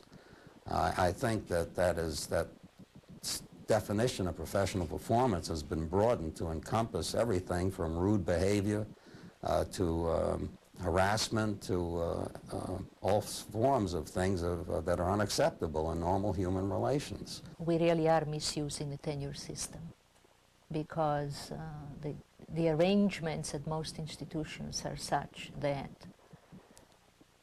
yes, you can put pressure on a tenured faculty member. Yes, you can even bring charges if things are really pretty awful. But it is so difficult, so time-consuming, so wrenching to do that most colleagues and most administrators don't bother. And I think that is absolutely wrong. And it is in those cases, few though they are, that I see gross abuse of the tenure system. Gross abuse. There is also an assumption in academia that tenured faculty eventually become passive in the classroom and disinterested in scholarship and serving their campus community. I think in a lot of departments, tenure is looked at as a ticket to to an easy life. That is relatively easy work weeks, no pressure. It's kind of like having a civil service job. I think it's bad. I think professors should be free to say controversial things and even disagree with the administration, disagree with the federal government, write polemical books and all the rest, and that's what tenure ensures. On the other side of it, there are today legal safeguards provided for all U.S. citizens that some people argue are sufficient to protect those kind of rights in the court system of today, which might not have been the case 40, 50, 60 years ago. The debate on tenure will continue, especially as outside controls are increasingly imposed on colleges and universities by state and federal governments and community groups. Questions about confidentiality and bias will increase as faculty pursue their rights within the tenure system. Academia will perhaps face some dramatic changes in the coming decade.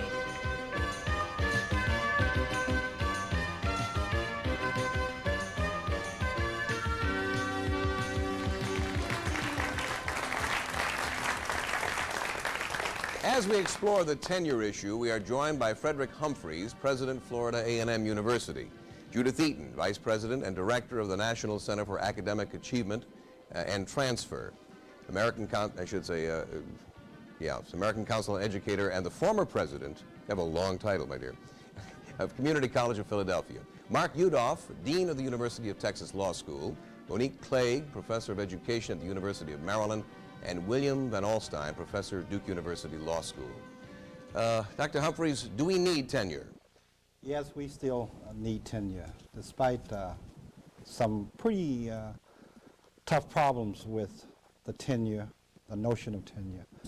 I still think that in 1989 that tenure is still a viable concept, that it's needed in higher education to protect the academic freedom and the academic integrity of our faculty and of the academic programs that we have in our institutions. The notion of the exploration of ideas that can get interfered with, that it would be damaging to the honesty of an academic environment.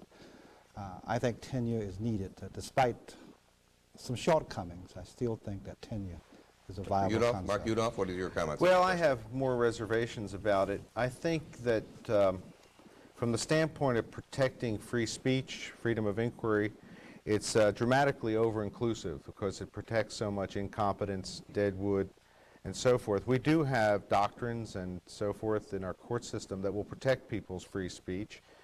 And my impression is it's too over-inclusive. The part of which I may have more mixed emotions about it is that in general our professors are not particularly well paid. And while it may not be the nicest analogy, they are in a sense like civil servants in the sense that part of the package of benefits that attracts them to a university setting when the salaries aren't particularly high may be a form of, well, that you have job security in a way that you might not in other types of positions. Dr. Van Alstyne, considering other constitutional protections for speech, free speech, etc., are there enough legal protections without tenure? Can we go to the courts and remedy those things? I feel much the way Charles Dickens might address it. You have to be desperate to enter the bleak house of litigation, and it's pathetically inadequate as a form of protecting academic freedom or professional security. I would first observe that these constitutional protections do not technically apply to the private sector at all. The Free Speech Clause cannot be invoked against a private company or a private university. I would also observe that the burden of proof and the cost of litigation to a person to try to prove a wrong in federal court usually takes several years, tens of thousands of dollars, and more often than not will fail to meet the very different and lean standards required under the 14th Amendment. So those who think that the Constitution is an alternative to tenure, I suggest if they would read the case reports would overcome that, be disabused of that illusion right away. I would want to offer another comment while I have the floor, however, on the larger subject. If it were the case that tenure is somehow positively correlated with incompetence or deadwoodism, one would think then that one would tend to find a higher rate of productivity and indeed student attractiveness at universities and colleges lacking tenure systems. Or the hypothesis is that the lack of tenure would work out to keep that faculty on its toes. But as luck would have it, we actually have samples. There are state systems in the United States which by state law are forbidden to have tenure. So we do have comparative samples. It is not the case, however, that the University of Chicago, which has tenure, is regarded as a mediocre institution. It's not the case that Harvard, that has always had a tenure system, is among the institutions always first pointed to as heavy with deadwood or incompetence. In fact, I suggest that these anecdotal connections that are frequently made are quite upside down. If you look at the system overall, you'll find the greatest amount of dissatisfaction of faculty not so much on its toes as on its needs at those institutions where they are subject to, and I don't mind the comparison, to a pre-civil service way of dealing with academic spoil systems. Indeed, the civil service in the United States itself came into being partly in response to what was regarded as a system of incompetence and corruption, of favor and dependency. So even in this forum, while I don't want to mingle all academics with civil service, neither do I want to separate us from the needs of professionalism in that body of the American body politic as well. I think the civil service system has served us overall very well, and I don't doubt that tenure is quite vital to the preeminence of American higher education worldwide. We have a call from Chicago. Thank you, Dr. Reynolds. Chicago, Illinois. Yes, this Go is ahead. Gertrude Smith from Kennedy King College, Chicago. I have a question for the panel. Why is there an extant policy of soft tenure for so-called dissident faculty, and isn't this political manipulation of tenure? Did you say soft tenure? Is that what you said? For dissident soft faculty, tenure. yes. I guess I don't know what that means. That means that people are getting tenure who would not otherwise... Who would slip in on tenure because they're, you know... I don't know whether I would agree with her Is it assumption. political? Is this a political thing? That, I don't know whether I would agree with it. The assumption that if you have a dissident faculty in your community, because they make noise and they take positions, that the way you quiet them down is you give them tenure and hopefully they will go away as a dissident faculty. On the contrary, they'll stay around longer, won't they? So I think that there are people, there might be the response of a few people in administrations to do that, but I think that, you know, I don't want to paint administrators as lacking in courage or ability to respond to tough situations. And so I have problems with a notion that people try to get rid of problems by, I mean, everybody as a general group would respond that way. There may be some people who would do that, but I think on the whole that in higher education you would not have that.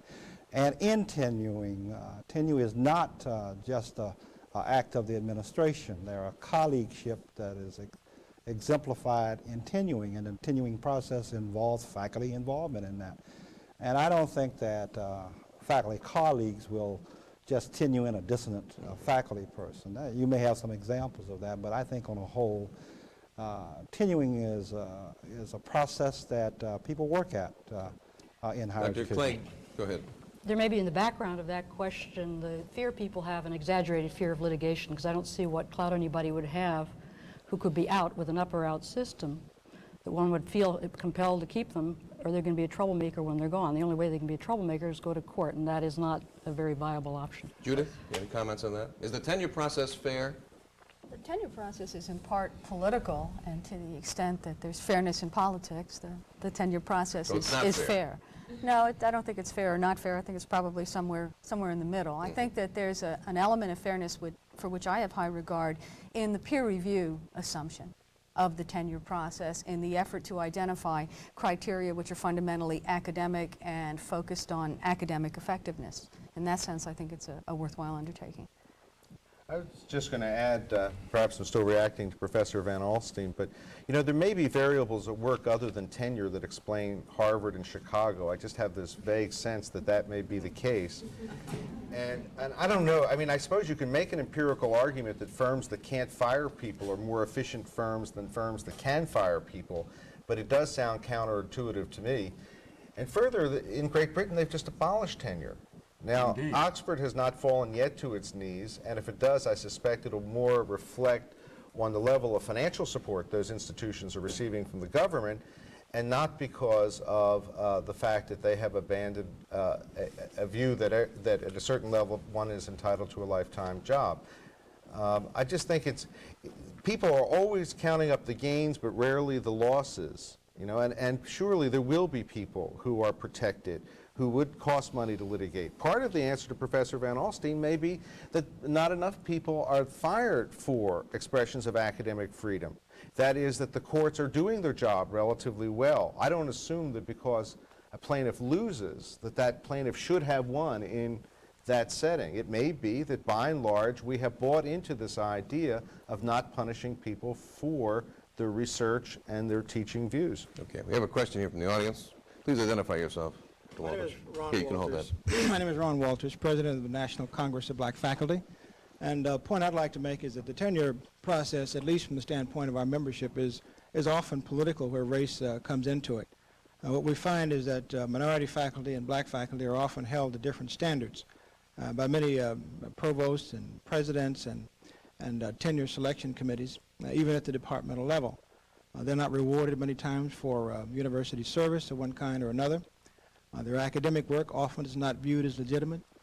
And so what we find is that even in the case of one sort of distinguished Northeastern university, the president made the decision to deny tenure after all of the committees agreed to it. So it's often very political when it comes to the question of race. And I think that's a problem because at this particular moment when many universities are really bothered by racism from one end of the country to the other, tenure really means leadership. And without minority leadership on faculties, you often don't get the kind of leadership which is very vital in building a sort of race-free academic environment for everybody, black and white students alike. Okay. Any comments here? Judith? I think that the gentleman has a point that when we look at the tenure system and the people who have tenure as compared to the people who do not have tenure, we see a domination of men, at least in terms of sheer numbers. We see a domination of white people. And I don't think, because the tenure system is as mature as it is and as entrenched as it is, we haven't found additional vehicles whereby we can influence the tenure system with more women, more minorities, more people with alternative points of view as a result of their coming from a very different context. So if the tenure system is political on the face of it, it's even more political for minorities and blacks and women, et cetera. Well, more than political, I think that it has a tendency to be exclusionary, whether that's purposeful or self-conscious or not. Okay, wait. That Let can me happen. offer a comment from a slightly different perspective. To call a thing political is not very helpful because it's not very clear. Rather, I think a better statement of the difficulty is that there is often a lack of clarity and straightforwardness in what is expected of persons, and that problem is especially aggravated with regard to minority faculty members. Concretely, it may be that the conventional tenure standards put their primary emphasis upon research, scholarship, publication, and teaching, but that incoming minority faculty members have their time so distressed in serving on committees because they are one of so few. They are invited and almost sponsored to be strung out in these service areas, that they are then blindsided at tenure time, because the things that count, according to the established criteria, are not particularly in the components of university service. Now that, to me, is a deceptive and misleading institutional practice that is cruel and quite unfair, to the extent that one is going to expect of a certain cohort of the faculty a specialized kind of service. They ought to state that expectation and build it into the tenure standard. The confusion can work oppositely, however. There is also a suggestion under some duress of affirmative action plans that indeed minority faculties will be held to different and softer standards, as it were. But if you have a more rigorously articulated standard, then that may in fact press an administrator who is reviewing the permissive departmental recommendation to treat it skeptically, as it were. Now again, it's not my role at all to try to make the case as to whether there should be identical criteria, differentiated criteria, or whatever. But there's no question that don't call it political, call it a requirement of any system that has internal integrity, that the standards that are being applied are in fact straightforwardly presented and religiously observed, whatever they happen to be. In that event, it seems to me, you can then defend the integrity of the system and not try to defend the heartache that comes from deception of an institutional's de facto practice. Okay, we have a call from Tallahassee, Florida, then I'm going to come back to you for a question, and I'll get to you, Ms. Pike. Go ahead, Tallahassee. Hello? Yes, go ahead. All right. Let me have your question here and your name and... My name is Polly Bednash. I'm with the American Association of Colleges of Nursing. And my question has to do with application of the tenure process and the review of that process. Certainly there is some concern that standards should be explicated and then uniformly applied. But how do you determine if those are uniformly applied, if the secret process is applied in making those decisions? Should not that system of review be more open so that those individuals who are being reviewed have some opportunity to test how those standards are being applied? I would agree unequivocally, yes. I happen to be in an institution that's had a very closed system. We've even called it the black box. People go through in many layers. At the end, you get a yes or a no, and that's all anybody knows. I would like to relate that back both to something you've been involved with in looking at open and closed systems, and one of your own research with liberal arts colleges indicating that the relationship between a relatively open system and a closed system doesn't seem to correlate with the percentage of people who get tenure. But I'd like to go back to the question that was raised to you in such general terms as to whether the criteria are fair. In many places, they are simply empty vessels. They don't mean anything. You've got research, teaching, and service, which could be anything, especially in a huge university, at each level of review, who happens to be on the committee. It's political in that sense. Some people are on the committee who support each other, and I've been on those committees. People are evaluating people who I wouldn't even call peers. I'm supposed to judge I teach law and education, and I'm asked to judge a sculptor. I don't feel I'm a peer. I don't think a physicist at a senior level should be judging me. The secrecy makes it impossible to have any idea what went on. The universities defend themselves to the hilt so that it's made very clear there's no way of challenging. Certainly it's very difficult in court, and you have an enormous support system somewhere, which most people don't have. The confidentiality issue, Dr. Goldstein, you're involved with to some degree. Oh, yes. What are your views on the matter, that being the case? There is an aspect of tenure review at many of the major universities that does involve at least a qualified confidentiality, although that's at the tail end of the process. In the beginning, under AUP recommended standards, incidentally, you should be getting a lot of feedback during the 6-year or indeed even 7-year period of probation. That should supply you with teaching evaluations and give you a sense of progress.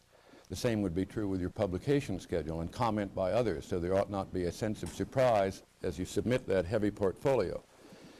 At nearly the last step, there is an expectation, of course, that other professionals who presume by their expertness to know something about the field in which you've enunciated your own research and scholarship will submit it to some kind of critical review. These reviews are elicited from people who aren't paid for it, as a matter of fact, who have to take their own time and are expected to be straightforward. To the extent that you want candor in this process, to a certain extent, it is quite imperative, at least so most of the major research universities have themselves felt, administrative and faculty alike, to make those remarks useful rather than merely pablum, substantive rather than merely form. Some form of at least tentative anonymity should be assured to the outside reviewer.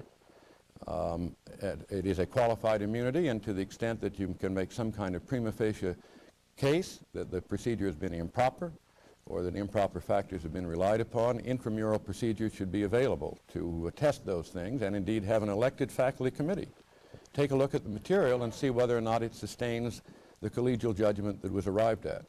A full tenure procedure, I merely mean to say, is really quite a complex thing and ought not be oversimplified merely to grab hold of a very dramatic issue. Okay, we have another call from Michigan. Thank you. Go ahead, Michigan. Hello. My question is the following. How do you deal with tenure for faculty in non-traditional fields where doctoral degrees are unavailable or very rare? If at all. Well, Dr. Alvarez? Pretty much the same way as you deal with tenure in traditional fields where you do have doctorate degrees.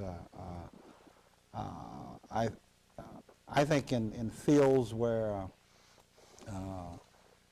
some of the allied health fields where you don't have doctorate degrees and you are training a person for a discipline that's a professional degree,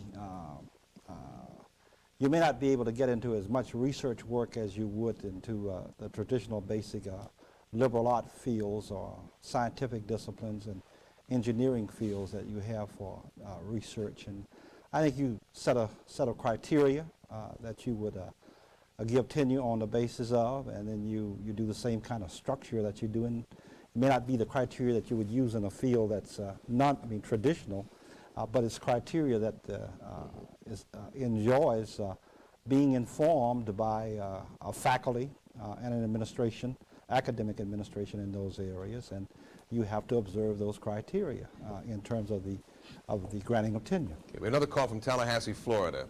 I'll get to you now. Go ahead, Tallahassee.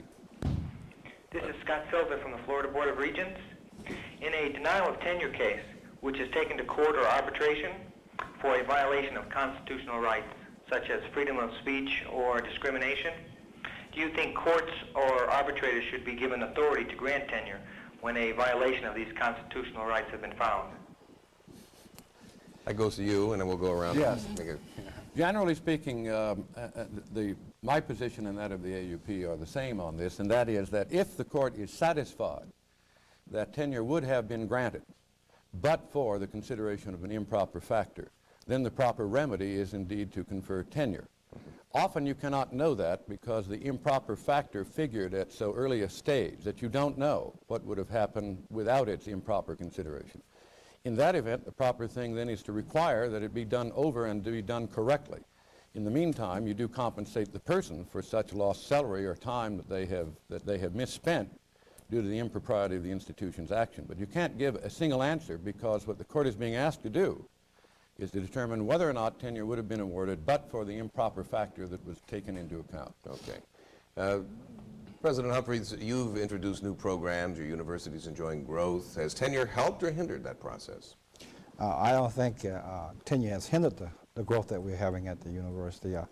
I'd like to say something about tenure and the process of it.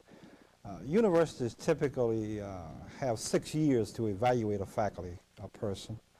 The problems with tenure, which I think lead to the notions that faculty who are not going to continue to work hard or are not as productive comes from, I think, unwillingness to make an early judgment about a faculty member that's being introduced into the system that comes in. And say around the third or fourth year, people wait until the last minute of tenure in the 6th year, and then they come to a decision. They say, okay, you've been here 6 years now, and I really can't bring myself now to tell you to leave the university because I've kept you there.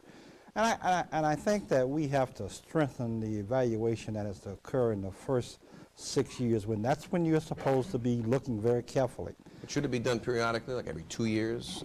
I think you have to look hard each year at the performance of faculty. And I think if you have a sustained and substantive performance by faculty members leading up there, I think the judgment that's invoked won't do you terribly an injustice later on in the line after you give tenure. I think it's an absence of critical evaluation in those early years that lead to problems in tenure later on. And I think that in an environment where I think in an environment where there's fairness and the institution has a reputation for being fair in terms of the administration of a tenure process and the tenuring of faculty, I think that kind of a reputation for an institution helps to attract people and helps in the growth.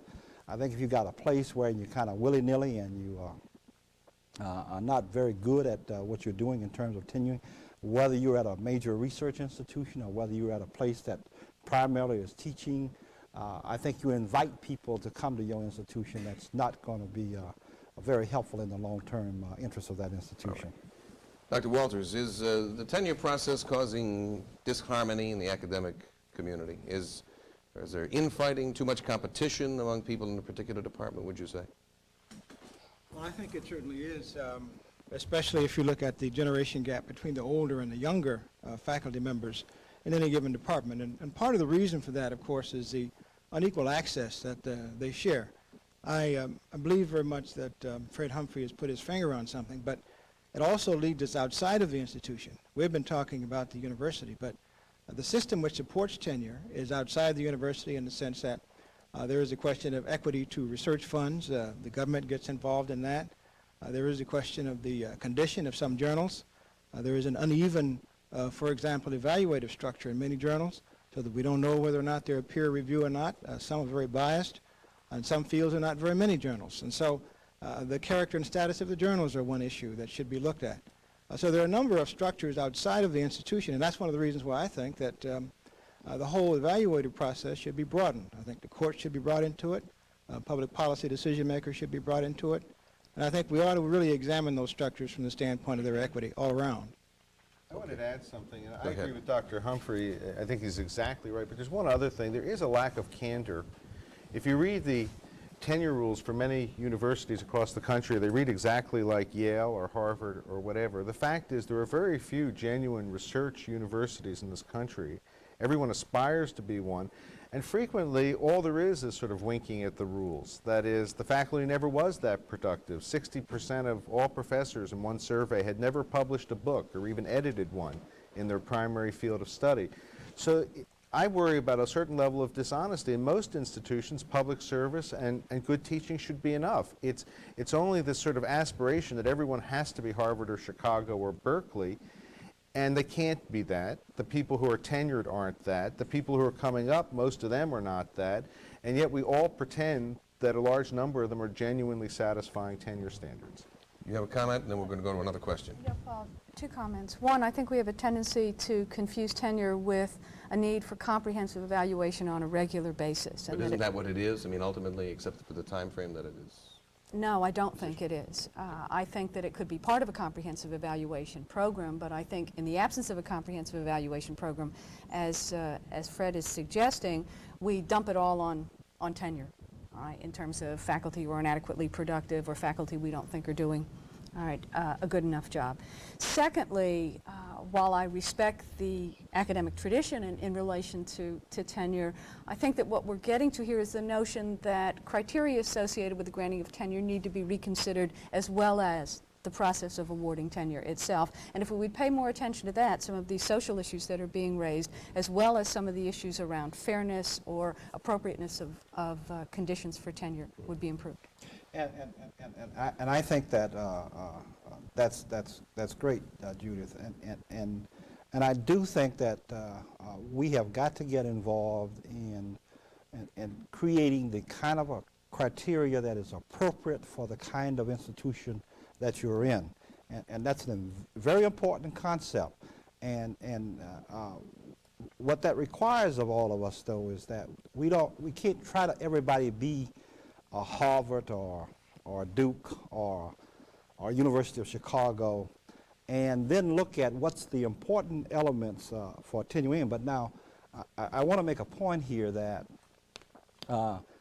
it doesn't necessarily mean that you cannot engage in research, though, that if you're at an institution that offers a baccalaureate degree or a master's degree, and you don't have access to tremendous grants from the National Science Foundation or from NIH or from the National Endowment for the Arts, teaching itself can be researched. I mean, as a practitioner of teaching, it seems to me that faculty who see themselves as primarily engaged in instruction, not necessarily research, because the opportunity and the resources for doing research at a high level is not present within that institution, but public service and teaching is there.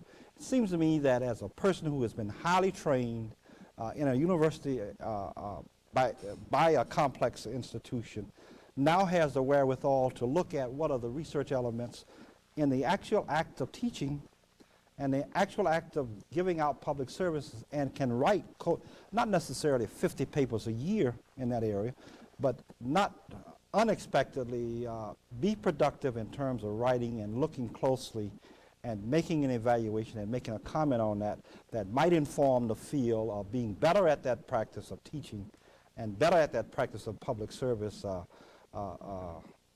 activities, and do something for the profession in terms of doing that, and add to the knowledge of being a better teacher and a better implementer of public service activities. Dr. Van Alstyne, you want to follow up quickly on that? Well, that was even, I would say, you've framed it within the context of one institution, even within with his own mission, but in a large university, it seems almost absurd to assume everybody's going to do one standard model, and people change over the time of their lives, so people are they're treated as dead wood instead of eliciting other energies.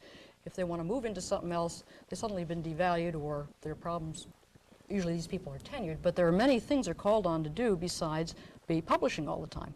Well, But the only I would norm agree for with that. So I don't want you to think that I don't disagree. Can you win? Can a tenure issue be successful in court, do you think?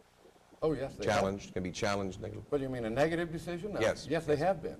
In fact, to go back to your earlier question, there have been cases brought under Title VII by women who have demonstrated the improper consideration of gender in the denial of their tenure, and at such a level of administrative interference where it was quite clear to the satisfaction of the judge and the jury the tenure would otherwise have been awarded but for sex discrimination, and it was awarded by the court. And they won. Oh, yes. Yes. Yes.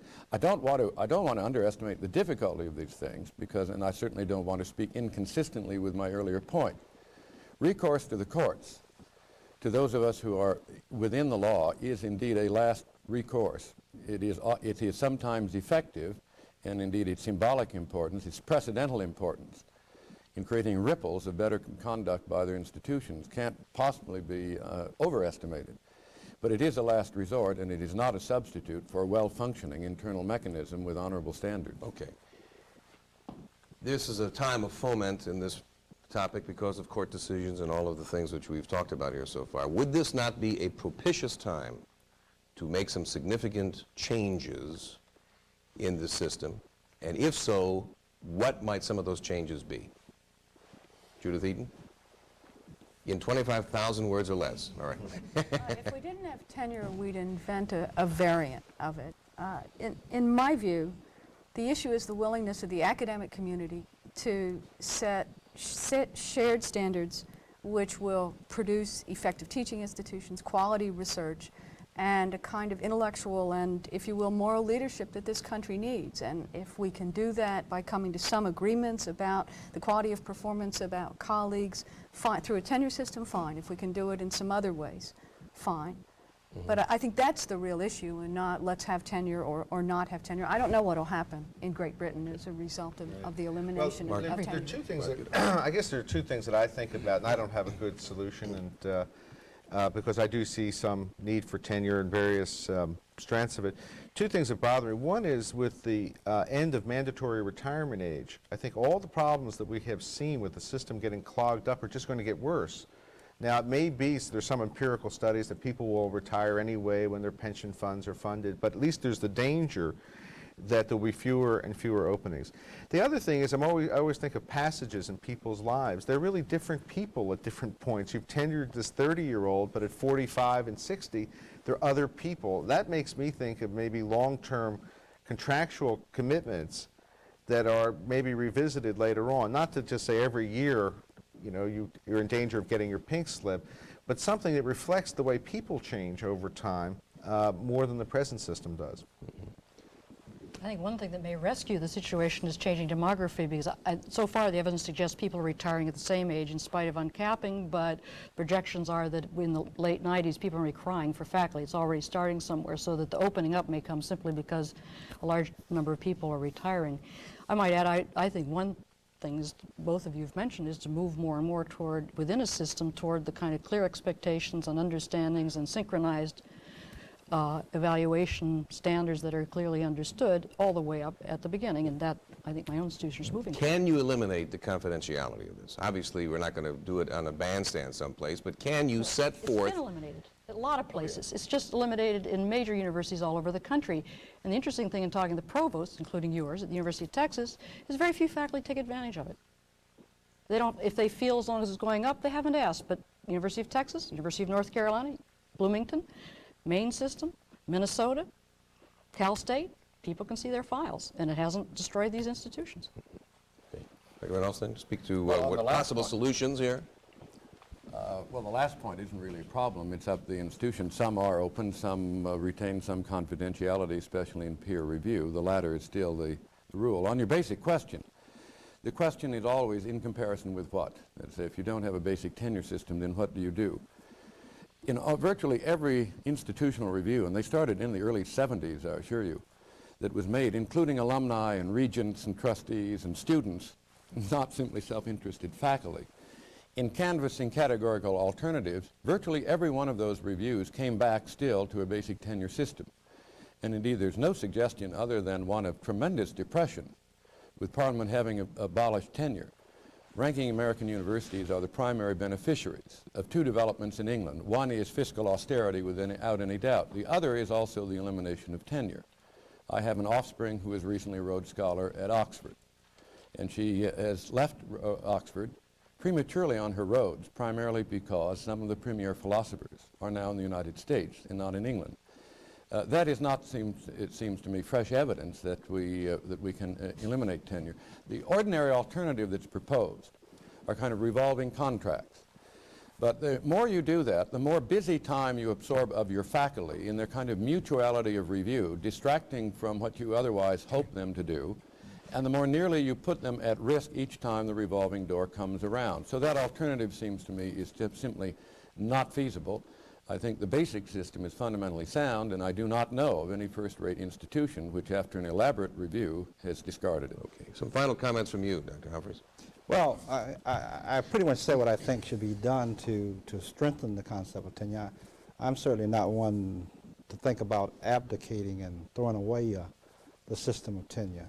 I do think that we need to strengthen the concept of tenure, which means that some of the problems that we have with tenuring of faculty, and we should be looked at. And I think that the heterogeneity of higher education and the diversity that we have in higher education with respect vis-a-vis the tenure by some of the issues at Walter, I think requires some fresh thought about the tenuring in process and what the quality of the academic life will be by the continued absence of a diversity in higher education, and the importance of that diversity to be had in higher education vis-a-vis a tenuring process where the real currents are in existence on the campus, and how you treat that and have assurance that you don't wink at that in the process of tenure. And to make it real, I think requires some more deep thought on our part, and one that I'd like to see us come forward with some good solutions on, and I think we need to look at that.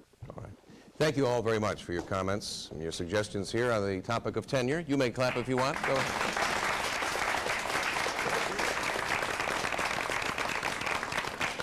The issues of governance, faculty rights, and tenure are critical on today's campuses and will continue to impact universities in the coming decade. We hope we've encouraged both administrators and faculty to seek solutions to the tensions on their campuses and to work toward building stronger, more effective institutions. Thank you all for participating around the country.